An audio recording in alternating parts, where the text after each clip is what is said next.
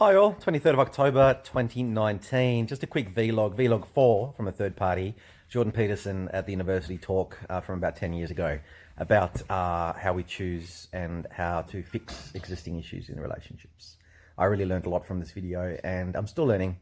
Yeah, what do you think about it? Let us know after you've had a listen and a watch of Jordan. See you later. Every little bump in the relationship is the potential dissolution of the entire relationship. That's actually why people get married, you know, just so you know.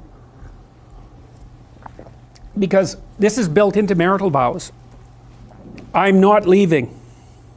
Ever, no matter what. It's like, okay, well that definitely puts a boundary around our arguments, right?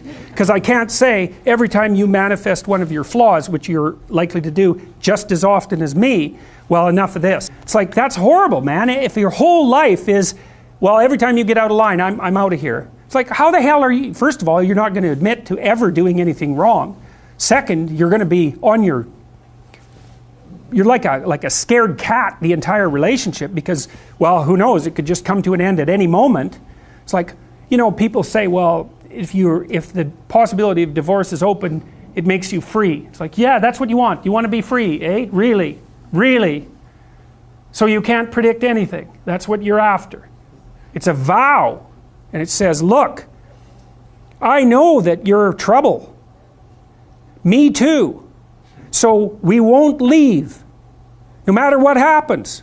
Well, that's a hell of a vow, but that's why it's a vow, right? That's why you take it in front of a bunch of people. That's why it's supposed to be a sacred act. It's like, what's the alternative? What's the alternative? Everything is mutable and changeable at any moment. Well, go ahead, you live your life like that and see what you're like when you're 50. Jesus, it's dismal. 2 or 3 divorces, your family's fragmented, you've got no continuity of narrative. And it's not good for the kids, not by any stretch of the imagination. And so it's a form of voluntary enslavement, I suppose, but it's also equivalent to the adoption of a responsibility. And there's more to it than that. If you can't run away, then you can solve your problems. Because it might be, okay, well, I'm stuck with you. So how about we fix things? Because the alternative is we're going to be in a boxing match for the next 40 years. That's the alternative. So, and you think you're going to fix problems without something like that hanging over your head? There isn't a chance. You'll just avoid them because that's what people do. It's really hard to solve problems, especially in a relationship. Don't have one plan, right? If you're going to stake yourself on something, you should throw a couple of alternative scaffolds up beside you so that you have somewhere to go. You want to be a doctor? Okay. Well, you could be a nurse. It's like it's not a doctor, but it beats cutting your throat. You're still doing 80% of what you wanted to do.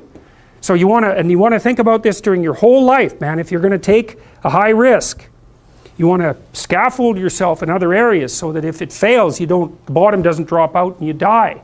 And it's also very much worth thinking about with regards to setting up your life in general. It's like, if you concentrate solely on your career, you can get a long way in your career. And I would say that that's a strategy that a minority of men preferentially do. That's all they do. They work like 70, 80 hours a week. They go flat out on their career. They're staking everything on the small probability of exceptional status in a narrow domain.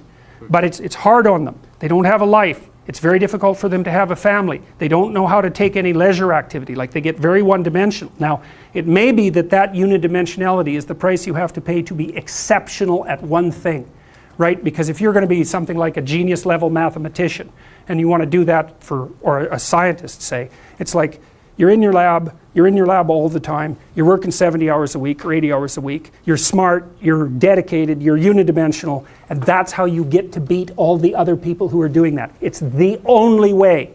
But the problem is you don't get a life. Now, if you love being a scientist and you have that kind of focus of mind, well, first of all, you're a rare person, and second, you're going to pay for it. But fine, more power to you. But it's a risky business to do that. You sacrifice a lot for it. You know, and I would say most often, if you're speaking about having a healthy life, that isn't what you do. You spread yourself out more. So, you know, you have a family, you have some things that you do outside of work that are meaningful to you and useful. You have a network of friends. Well, those 3 things alone, or 4 things alone, are plenty to keep you well oriented. And then if one of those things collapses, you know, everything doesn't go.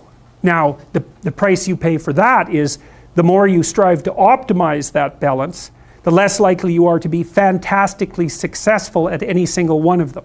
But you might have a very, you know, if you consider your life as a whole, that might be a winning strategy. One of the things Carl Jung said, I really liked this.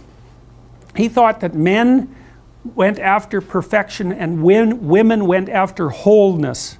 So they're different value, they're different, there's something different at the top of the value hierarchy. So perfection would be stake it all on one thing and look for radical success. Not that all men do that, because they don't, but we're talking about extremes, at least with regards to the men that do that. The wholeness idea is more like, well, it's like I want one thing in my life to be 150%, or I want 5 things in my life to be 80%. Well, there's a lot more richness in a life where you have 5 things operating at 80%, but you're not operating at any of them at 150%. So, and I really believe this because I've watched men and women go through their careers now for a long period of time, and one of the things that, there's lots of things that produce this, but one of the things that I've noticed is that mostly women in their 30s bail out of unidimensional careers. They won't do them. They won't put in the 80 hours a week that they would have to put in order to dominate that particular area. And it isn't, the reason that they won't do it is because they decide it's not worth it. And no wonder, because why would that be worth it? You have to ask yourself that. It's like, well, you want to be an outstanding scientist. It's like, okay, really, that's what you want, because that means that's what you do.